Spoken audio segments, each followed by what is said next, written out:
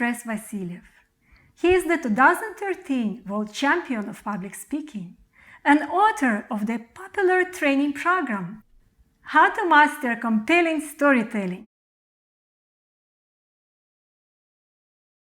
All right, great, Aelita, great having you here today. And we're going to work on your humorous speech, right? I have dozens and dozens and dozens of comments in the Word file as to how you can improve your story and take it to the next level.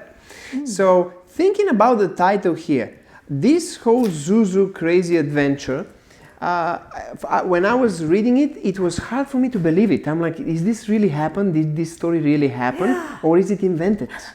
With me, everything can happen. Great, awesome. I really love your sense of direction. should I say the lack of it? Well, because for a humorous speech, you want to be very self-deprecating. yeah. Self-deprecation is the most powerful humor tool, and I love that you have picked up a story that's very self-deprecating and you're poking fun at yourself. When you're in the center of the joke, that's best because the audience relaxes and they can laugh. So since the whole speech is about your sense of direction, Yeah. I feel that we can put this as a funny title. Rather than having the Zuzu crazy adventure, do something more specific. I was thinking, and we have different options. What if we call it a not so good sense of direction? But it will tell already everyone what they're going to expect. Correct, because it is here. You are already starting the speech with it, so they already know. It's not something that you need to hide. See how early in the speech it is? Yeah. And I even suggest that you cut these first two paragraphs and it started actually, why don't we start involving the audience? Raise your hand if you have a good sense of direction. Yeah. And this way it's gonna tie right with the title. There's no surprises. The surprise is what happened to you. Right. That's what they wanna hear, right? And I like to cut things. Rather You than like cutting cut, things, right? right? So Less is more. Less is more. Wow, you've been listening to the interview. Oh, that's great. That's great. Less is more. A very powerful principle in script writing and in speaking is less is more, because the fewer words you have, the more time you have to really show and express emotion with your face, pauses, audience involvement, reaction to their reactions. So definitely. Now look at those two questions here. You are asking, what about your sense of direction? Raise your hands if you have a good sense of direction. See how redundant it is and repetitive? Yeah. Why ask the question twice? Right. So cut that first question and just start with raise your hands if you have a good sense of direction. Great. Yeah, I like to Just cut. start right, cut to the Right, chase. straight to the point. Now this is very important principle. You say raise your hands if you have a good sense of direction. A powerful speech has the feeling that you're speaking directly to each individual audience member. So imagine that the audience is one person and talk to one person. So raise your hand, otherwise it's almost like raise your hands. Oh, so it's single. So speak to one person, raise your hand. Oh, okay, yes. Imagine that the whole audience is one person. That way at the end of your speech, the audience is like, wow, Aelita really spoke directly to me. I can feel you spoke directly to me. You didn't speak to everybody, but you spoke personally to me. Yeah, I got it. So Great. raise your hand if you have a good sense of direction. Now notice here the colors. I have used, and I'm going to show you here, this is what I've used. Do you see different colors here? Yes. It's very good to use in your script colors. That way you can see the balance of tools. For example, when you're involving the audience with a you-focused question on a statement, I use the red color. It's good now when we have the session so we can zoom out like that and see, are we involving this audience? Here, I added here another you-focused question. Periodically you want to involve them. Otherwise, you're too much into your story and there is not much audience involvement. Also, at the end, when you're delivering your point again, involve them with the you focus. Once again, colors, right? Colors. Red color for audience interaction. Blue is for dialogue. When the characters are speaking in the story, use blue color so that you can cut the annoying quotation marks. You know how quotation marks clutter the script? Yes, it is. And why clutter the script with quotation marks when you can just change the color and have the dialogue pop out in blue? Oh, yes. Correct. And when you zoom out, you can see if the dialogue is in a really balanced way, if the you-focused involvement is in a balanced way. So I use red for you-focused involvement, black for the narration, past tense, or whenever you're narrating. And then present is the dialogue. That's where the powerful part is, where the really emotions and words of characters comes to life. Blue. When you have a humorous speech, and that's what I did for my Change by Attire speech, in my script I would use bold face for the punch words and punchlines to remind me to pause after them so that the audience can laugh. So use bold face for the punch words and punchlines to remind you to pause so they can laugh. I love that you're taking notes. You're a good student, Aelita. And I like here the self-deprecation. I have such a poor sense of direction that even my dog Wilson says, I'll not go with you in the car. It's a powerful tool called personification. What Aelita does is she's giving human qualities to her dog, Wilson. And that's personification, giving human qualities to animals, to nature, to objects. Now, how are you going to deliver this dialogue? Let me see your delivery. How are you going to deliver that part? I have such a poor sense of direction that even my dog Wilson says, I'll not go with you in the car. I like how you paused after, I'll not go with you in the car. Oh, this I like in the car. Yeah. In the car. So you can be a bit more playful with your face, because here's the danger. When you come down, your hair comes in front and blocks you. You know, and you don't want that. Yeah, I will have. Make sure you keep your hair up. I will keep and also be a bit more playful, like let the dog show you like are you kidding me type of expression. Don't say are you kidding me, but show it. Not on the rush. I can slow it down. Exactly. Yeah. Now that that's the greatest value of cutting words. When you cut words, you have more time for facial expressions, and you're very expressive. You can use your face, your reactions, right? So slow down, and you're like, I'll not go with you in the car. The car. See, so they can probably laugh. We are expecting laughter. They laughed anyway. Yeah. But now when you break it like that, they're gonna first laugh that I will not go with you, and they're gonna laugh on in the car. Now, rather than saying once upon a time in Zuzu Town, that takes too much time. Once upon a time in Zuzu Town. Remember, count your syllables. Once upon a time in Zuzu Town. 9 syllables. How about last spring, or last year, or last month, or whatever you want to do here? Last year. I think last year. Last year. Let's do last year.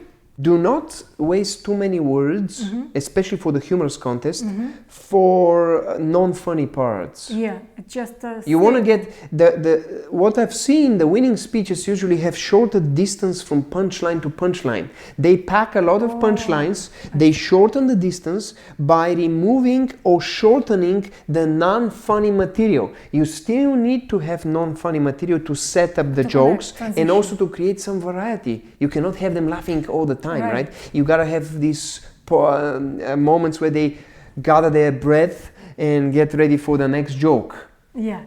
So reduce the distance. Now here's the other thing. To arrange a showing of my award-winning patriotic film, Sam's Firecracker. Okay. So I know you're promoting yourself here, but that's the point. The judges may think exactly the same and say she's just trying to promote her services here. She's not trying to compete, she's just promoting herself. And the other thing is, whenever you're humble, in a contest, in speech is better, you know, that's not a marketing or pitch or promotion, that's a humorous contest. So, and again, Sam's Firecracker adds unnecessary detail that may confuse the audience. Better say a screening of my film. Screening of my film. Short and sweet, right? Look at how many words you save. Yeah, many. I like here, I don't trust GPS because one time. Can you say once?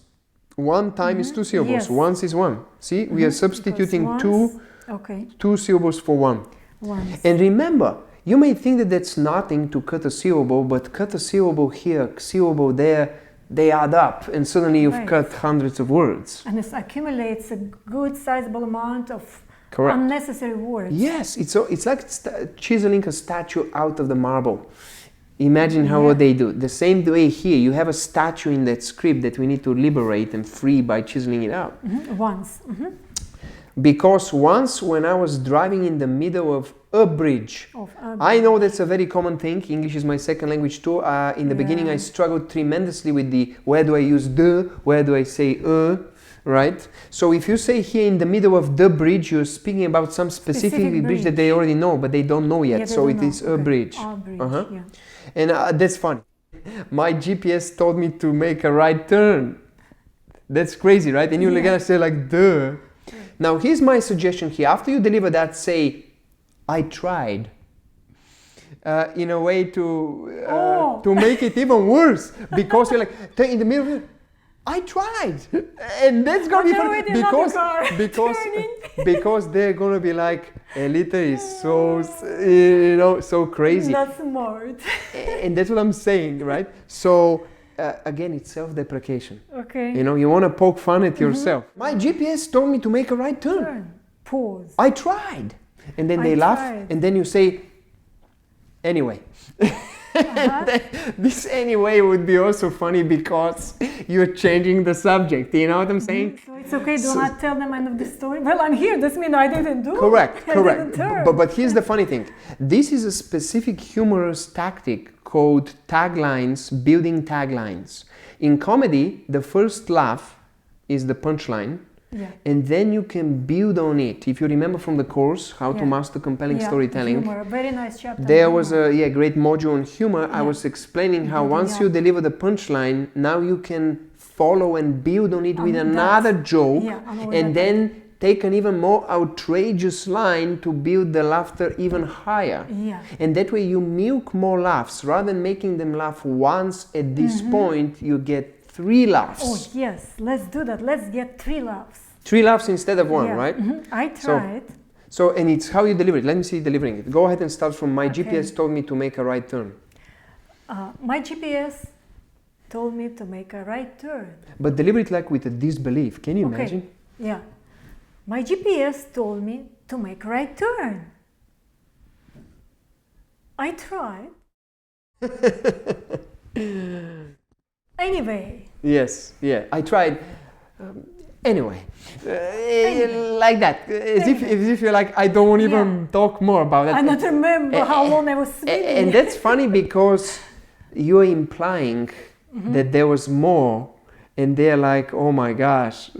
And when you imply something, what they imagine in their head can be even magnified because they imagine their own pictures. Swimming in the river. Correct. Now, after that, you said this. That's why I use Google Maps. I have to have pause, right? I tried. Correct. Absolutely. I tried. Like almost like I tried. Yeah, I tried. Almost like frustrated. Yes. I tried. But you want to kind of deliver it with emotion and power because when you throw at the audience emotion, I tried. Yes, you create emotion in them just by the emotion and the volume and plus gives you vocal variety, right? Frustration is a very powerful emotion in storytelling, especially in a humorous story. The more frustrated you are, the funnier it becomes for the audience. And there's a concept, it's called Schadenfreude. Schadenfreude is a German word for laughing at the misfortune of others. Oh yes, that's what Schadenfreude is. Schadenfreude. Robin Williams loved this. So Schadenfreude, and the worse you make the story for yourself, the worse the conditions become for you, the funnier it becomes for your audience because they're laughing. Yeah, you're putting them on a higher ground where they laugh down on you. Yeah. They feel superior. They're like, oh, I'm so good, I'm much more intelligent and I wouldn't make this sense. And you give them that freedom to laugh. Otherwise, you don't want them embarrassed. You want to put them on a higher ground. Here's a suggestion. If you're going to test more laughs, why don't you try this? That's why I used a much better tool, Google Maps. And use a little bit of a misdirection. Remember the concept of misdirection? Oh, yes. Where you are letting them think that you're going one way, but then you are suddenly going the other way. So misdirection, set up the wrong expectation. They're thinking, what can be better than GPS, right? And you say Google Maps.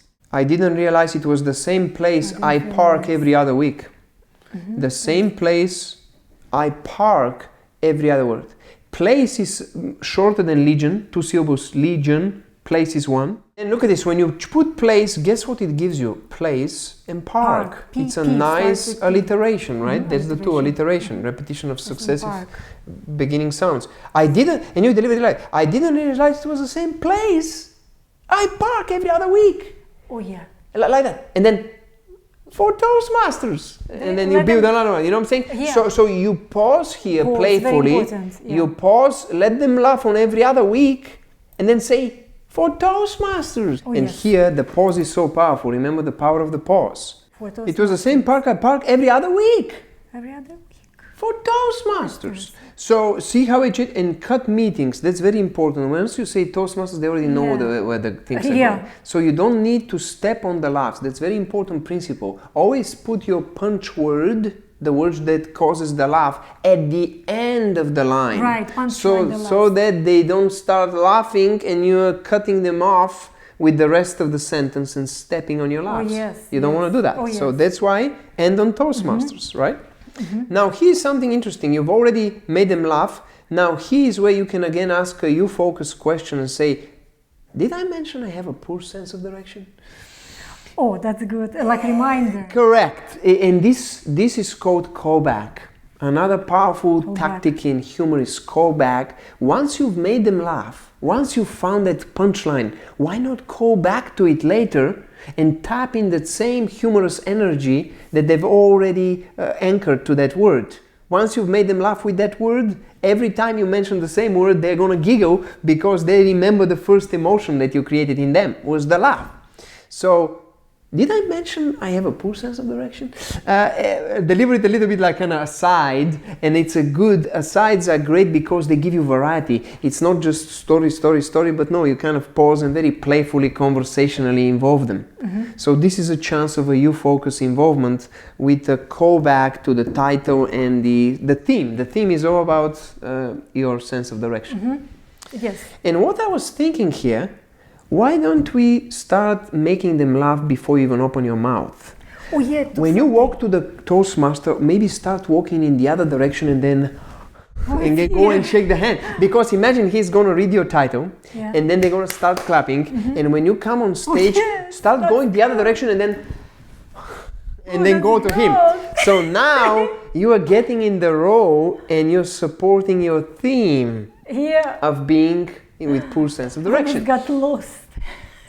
Yeah. Oh wow, that's gold. Yeah, I like that. I love that. And now the title sets up expectation and then you start validating it just by your entrance. It's all about being creative. You talked about the importance of creativity. Find something that you can do to separate you from the rest. And say, wow, she's really into it. And she's funny and she really puts effort and creativity in every part of her presentation, even before she starts it, by her entrance. A short script, it allows you playfulness, it allows you freedom, you're not worried about the clock anymore, you're worried about just putting your best face. Like that.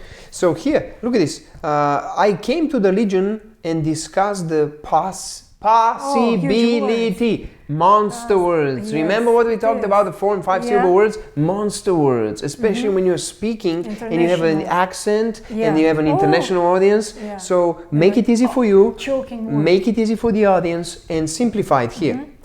I came to the Legion and discussed the chance to show my film. That's it, to show my film. We are not going to name the film, my film. That's it, save time. Because did they laugh at this with the Legion's bartender? Maybe soon to be manager. No, they didn't really. They just smiled, chuckled. Okay, that's okay. If they chuckle and smile, that's fine because you don't want only big laughs. There's the beauty of building to a crescendo, starting with the chuckle here and then belly laughs and then a little chuckles. It's more enjoyable. It's a great variety. Rather than say who looked like, put period here, pause, and also break the sentences. Rather than have one long sentence, break it in 2 shorter ones. And then she needed, and rather than saying desperately, you can deliver it like, she needed. You know, she needed. That shows the desperation is the way you deliver needed. It's a facial expression. So writers use adverbs because they don't have the tone of voice and they don't have the face. That's why writers have only one channel, and that's the word. That's why they use adverbs. But you have emotion, you have face, you have tone of voice. So you can color the word needed with desperation so that you don't need to say desperately. Pause before the punchline so you can emphasize it. Yeah. If you punch, correct, suspense. you pull them in with your pause and then you punch them with your punchline afterwards. So you draw them in, what you needed, pause, and then hit them in. Want to know A what charisma you implant. needed. Yes, yes.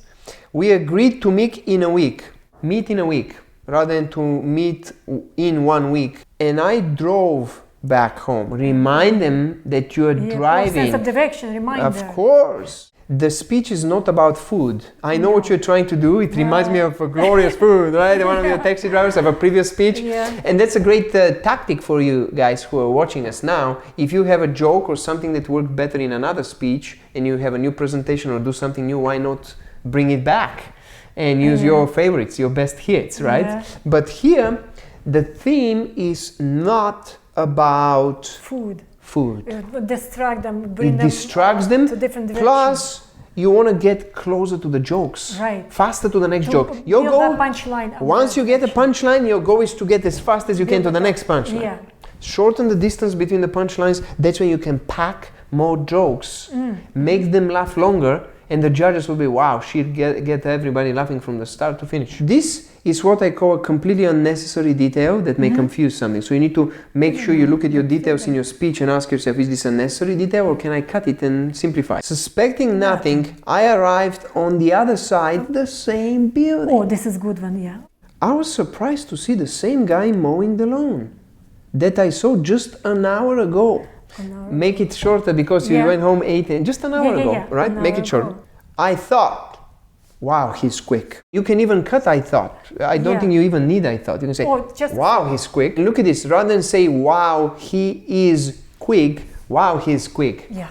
Wow. Why do I use a contraction here? Quick. The contraction also, rather than say he is, his, is more conversational and also shortens the punchline. And the shorter the punchline, the more energy you pack, the more humorous energy you pack, the bigger the laughs.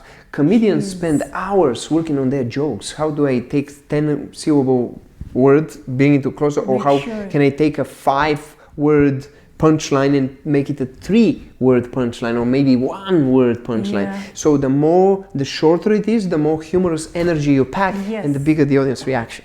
But still, nothing. And you can use the stage whisper, like nothing. And silence. Yeah. That's silence. Yeah. And it's good because it's variety. Remember, you're judged not only on the jokes, but on the structure of the speech, on your vocal variety, on your gestures, on your facial expressions, on your movement, on the audience interaction. There are a lot of judging elements in the speech. Here you can say, so guess who I asked for help? Oh, good. Involve them. Question. Stop and give a question. Yes, that's very good. And rather than say the landscaper, why don't we give him a name to be more playful? What if we call him Mr. Quick Mower? Because you've already said the joke quick. Remember the word quick is already a joke. Wow, he's quick. Yeah. So guess who I asked for help? Mr. Quick Mower. Mr. Quick Mover. Oh yeah, that's cool. Because you're giving him a name. And nicknames are very powerful. More funny. It's funny, nickname. Mr. Fast More, Mr. Quick More. Quick More is better because quick you've already used quick. Right. And if you look at and what makes names and punchlines funnier is if you can do alliteration. Playing with sounds, always play with the sounds, right for the ear, because your audience never sees words, they only hear sounds. Yes. And when you say Mr. Quick Mower, it sounds more funny than fast mower. Correct. Yeah. Because you have the Mr. and Mower, the alliteration of feminine, and then you have Mr. Mower. You have a rhyme, alliteration and rhyme. And quick in between. Like Coca-Cola. Yeah. Coca-Cola is alliteration with rhyme. So Mr. Mower is alliteration with rhyme. But we're adding here quick. Yeah. And let me tell you something about the word quick. It's very powerful from a humorous point of view because the funniest sound in comedy is K, the K sound, the K. Oh, because it's a plosive sound, it explodes. Cuckoo. He's cuckoo. I like that word cuckoo. I actually suggested it later on. You wouldn't believe it. I'm so surprised. We think alike. That's great. Wow. She is ready. But yeah, that's right. The K sound is so funny, and you have it twice in quick. At the start of at the beginning of the word and at the end of the word. Quick. It's like Mr. Quick More. I like how you have a lot of jokes with K, like car, like quick. Q sound. Quick. It's still associated with yeah, Q like sound. car, like quick, like back door. Cuckoo. So I did. And you can you can say like I did. Surprised. Sorry. Wow, she's dangerous. Be careful, she can kill you with the pen. There's a little weapon hidden here. So here's what you can say. You can say, I did. I didn't know you had to use Google Maps. Oh yes. Like you're boasting, like you are like bragging about it. Yes. When I finally made it outside, Mr. Quick Mower was still mowing. Oh yeah, that's so funny. Because it's irony, right? Mr. Quick Mower, well, he's not very quick if he's still mowing, right? Yeah. When I finally made it outside, Mr. Quick Mower was still mowing. Yeah, that is funny. It's hilarious. Yes, because it's an irony, right? It's a contradiction, right? Because the nickname you gave him actually does not fit the character. Right. And anytime you have inconsistency, is a fertile ground for humor. Any incongruency, inconsistency, great for humor. And this is more conversational. Rather than say, imagine what would he say, imagine what he'd say. Let me see how you deliver it. Don't do that again. Yeah, that's one. Or like, don't do that again. Or like, don't do that.